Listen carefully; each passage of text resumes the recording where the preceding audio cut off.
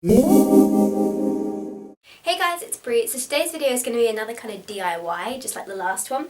But I wanted to do it because a lot of you said you were really excited to see me do this video after I posted on my Instagram what I turned the ice dye fabric that I did my last video into, and it was into this. So this is a heat pack, and oh my gosh, I love it so much. The rainbow colours are just awesome and everything. And this is a basically like a heat pack for when you've got your period. You can place it down on your belly. It's also lavender scented, so it's like lavender is very calming. It's also a muscle ease, I think. Those of you who know your essential oils very well can probably tell me that. So yeah, today's video is going to be on how to make this because it is so easy. It's probably one of the easiest things I've done in a long time with my sewing machine. So this video is just going to be on how you can make one of these, and it's really easy and actually a really fun product to do. So let's just get right into it.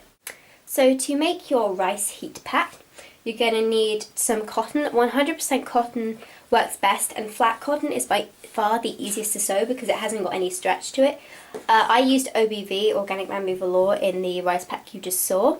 But I want to make it a little bit smaller this time, and I also want to make this as easy as possible for you guys, and so 100% cotton is by far the best for that, because like I said before, it's got no stretch to it at all. You're going to need a pen. Fabric pen will work best, but any pen like this one will do. Pair of scissors, some everyday long grain rice, and an optional extra is some lavender essential oil, or whichever essential oil you like. I believe peppermint's quite good for people who get migraines, and it's also good for nausea, so I might consider putting that one in one as well. But let's get started. So you guys can see here I have about half a fat quarter of cotton, because you really don't need much at all, and I'm not even going to use a ruler for this because it doesn't need to be exact, but I just want you guys to see the general gist of how you can do this. So if you're really fussy you can use a ruler, but I'm not going to, I'm just going to use a pen. And actually I am going to grab a fabric pen just because I have one. Here you go. So I want to make this one kind of a square shape, smaller than the one I had because it's quite big. I wanted to get as much of the OBV pattern into it, but I want this one to be a sort of small, well maybe a rectangle, but smaller definitely. So I'd say about that sort of length and this sort of width, so let's put a marker there and a marker right over here because this edge is pretty straight. So then just roughly follow it down again. This doesn't need to be perfect, it can just be whatever you want it to be. I'm just going to roughly draw a line across here and down. And some of you might notice I haven't ironed this fabric. That's because my iron has now been put away and I can't be bothered to go downstairs and iron it again.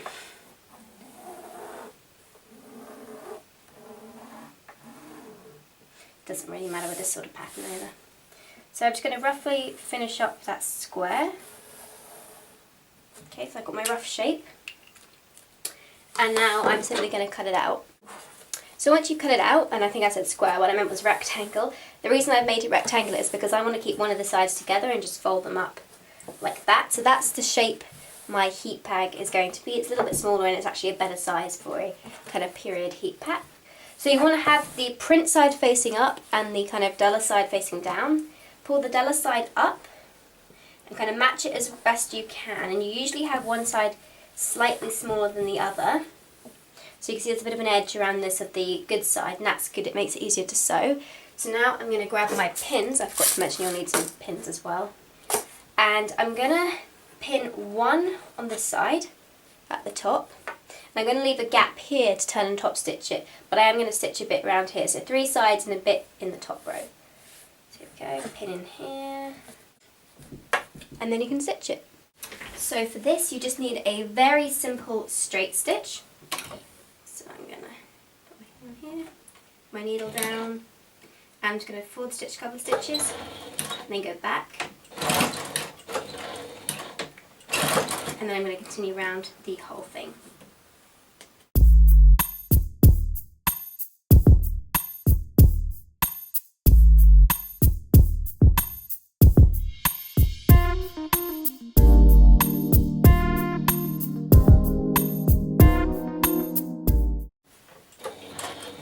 So when you get back around to your opening, you just want to back stitch again, and then you take this out. So if you wonder why I had to stop for a minute there, it's because the tension was too high on this. I've been sewing stretch fabrics and I forgot to change it. But But now you can go on to the next step. So next, I like to just trim the edges to make it a little bit neater. A little tip is if you cut the corners at an angle like that, you'll help the corners push out better when you push it through the right way. So when you've finished trimming it, you can turn it right side out. It's really easy to do, and you can just put your hand in as well if you've made the hole big enough. Be very careful, I can probably get it in. There we go. And push out the corners. If you want to do something else, you can get a pair of scissors and use them to push out the corners as well. They work quite well. So you've got two options once you've done that. You can either choose to top stitch to begin with around the edges here, or you can just fill it up with rice now and literally just stitch shut the opening here. I think it looks nicer if it's top stitch all the way around, so that's what I'm going to do, but you can avoid the step if you don't want to do it. So now it's time to add the rice in. You can see here I've just top stitched.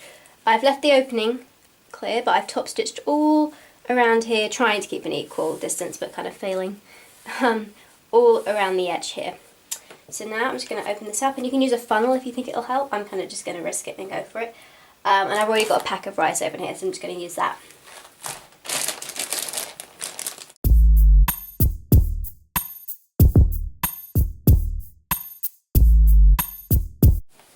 Okay, so just have a feel around, hold this close and see if you think this is a good thickness for you. I think I might add a little bit more rice to this.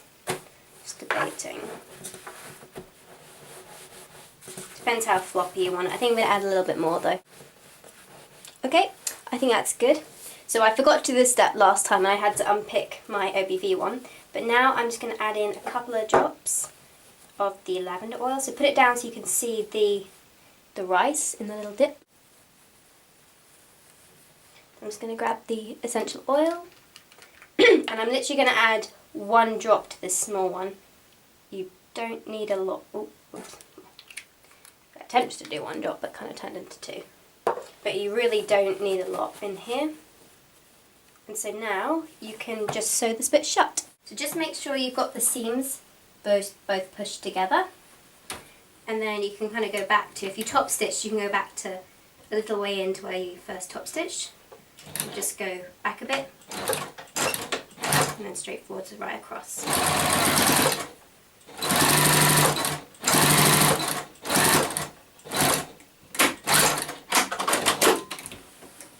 And then I'll cut the threads, but there you go. There is your rice pack.